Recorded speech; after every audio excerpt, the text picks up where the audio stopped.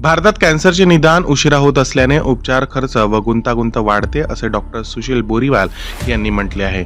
आणि अमेरिकन बॉकीथेरपी सोसायटीच्या तज्ज्ञांनी कर्करोग रुग्णांच्या जीवनाच्या गुणवत्तेवर लक्ष केंद्रित करण्याच्या गरजेवर जोर दिला. सीएसी कार्यक्रमात doctor Mangesh Patil, doctor Ashish भांगे, doctor अभिनव पुप्पलवार आणि डॉक्टर ऋषिकेश फाटे उपस्थित होते. डॉक्टर पाटील यांनी तोंड, डोके आणि मानेच्या कॅन्सरवरील शस्त्रक्रियेनंतर योग्य पुनर्वसनाचे महत्त्व स्पष्ट केले, तर डॉक्टर आशिष भांगे यांनी कॅन्सर पेशीवर अचूक रेडिएशन उपचाराच्या उपलब्धतेवर चर्चा केली. मेरा नाम डॉक्टर मंगेश पाटिल है।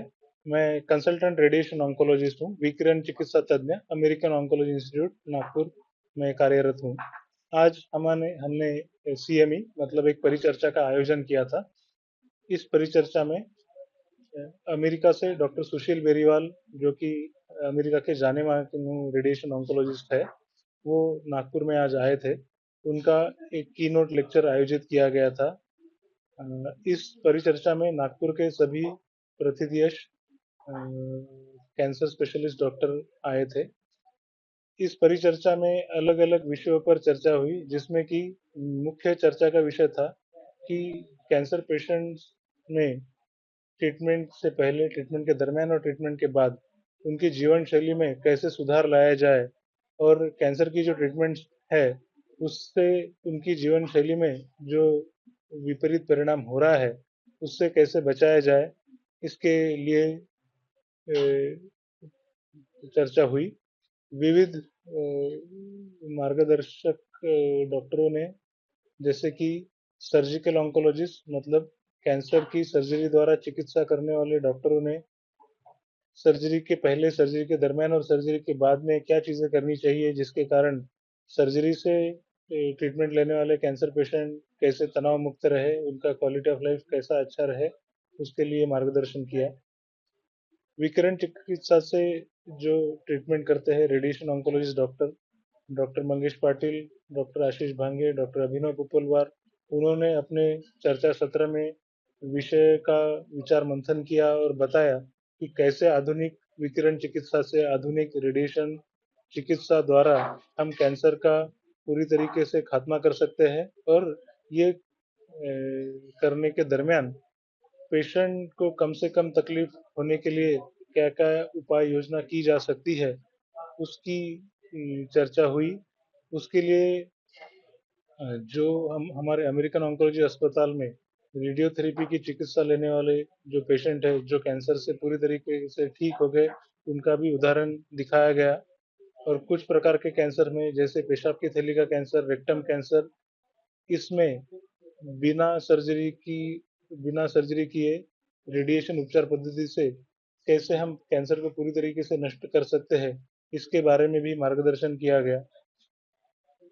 मेडिकल ऑन्कोलॉजी डॉक्टर मतलब कीमोथेरेपी की चिकित्सा देने वाले डॉक्टरों ने भी अपने कीमोथेरेपी के दरमियान पेशेंट की और कीमोथेरेपी के बाद पेशेंट का कैसे ख्याल रखा जाए, इसके बारे में मार्गदर्शन किया। बच्चों का कैंसर ठीक करने वाले डॉक्टर पीडियाट्रिक ऑन्कोलॉजिस्ट, उनका भी मार्गदर्शन मिला। इसके साथ-साथ अलाइड ब्रांचेस के मल्टी स्पेशलिटी के, जैसे कि gastroenterology, critical care, nuclear medicine और रेस्पिरेटरी मेडिसिन के डॉक्टर, छाती के डॉक्टर, उनका भी विचार मंथन हुआ। उन्होंने भी उनकी चिकित्सा पद्धति द्वारा कैंसर पेशेंट्स के साइड इफेक्ट को कैसे कम रखा जाए, उसका मार्गदर्शन किया। ये सब चर्चा के दरमियान एक चीज़ हमने जो पाई गई कि सबका कहना था कि कैंसर को खत्म करने के लिए क्या ट्रीटमेंट करनी है, इसके बारे में तो बहुत कॉन्फ्रेंसेस होती है, बट ये ट्रीटमेंट करने के दरमियान पेशेंट को क्या तकलीफ हो सकती है और होने वाली है, और खत्म होने के बाद भी लाइफ लॉन्ग मतलब जीवन के अगले पड़ाव में क्या-क्या तकलीफें हो सकती है, इसके बारे में कोई चर्चा करता नहीं है। तो सब ऑन्कोलॉजिस्ट मतलब कैंसर तज्ञ डॉक्टरों ने अमेरिकन ऑन्कोलॉजी इंस्टीट्यूट का तहे दिल से शुक्रिया अदा किया कि ऐसे विषय के बारे में उन्होंने चर्चा रखी है, जो पेशेंट से जुड़ी हुई है। पेशेंट का उस सबसे ज़्यादा असर पड़ता है। पेशेंट को सबसे ज़्यादा ज़रूरी है कि इलाज होने के बाद कैसे वो अपनी आगे की ज़िंदगी अच्छी तरीके से जी पाए, और उसके लिए पेशेंट काफ़ी व्यथित रहते हैं।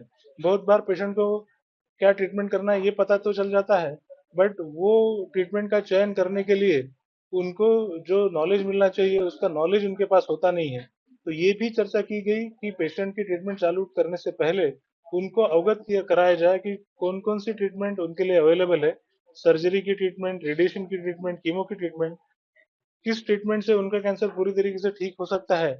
और अगर दो तरीके के ट्रीटमेंट से कैंसर पूरी तरीके से ठीक हो सकता है तो हमने ऐसे ट्रीटमेंट का चयन करना चाहिए जिसमें साइड इफेक्ट्स कम है, जिसमें पेशेंट की जो जीवन का गुणवत्ता है, आगे की जीवन की जो गुणवत्ता है, क्वालिटी ऑफ लाइफ है, जो अच्छी रह सके। ऐसे ट्रीटमेंट का चयन करने के लिए पेशेंट को हमें जागरूक करना चाहिए।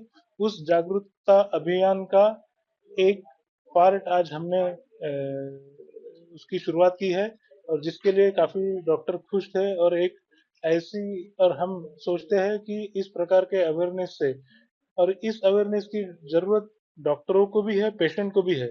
जो आज शुरुआत हुई है डॉक्टरों में इस विषय के ऊपर चर्चा करने के लिए हमने उनको उद्युक्त किया है। और आप जो समाज में जाकर हमारा संदेश उनको देने वाले हैं कि कैंसर के दरमियान क्वालिटी ऑफ लाइफ मतलब जीवन की गुणवत्ता बरकरार रखने के लिए और जीवन की गुणवत्ता बढ़ाने के लिए क्या क्या चीजें करनी चाहिए, उसका मार्गदर्शन, उसका अवेयरनेस बढ़ाने के लिए ये कैंपेन सक्सेसफुल रहा, ऐसा हम समझते हैं।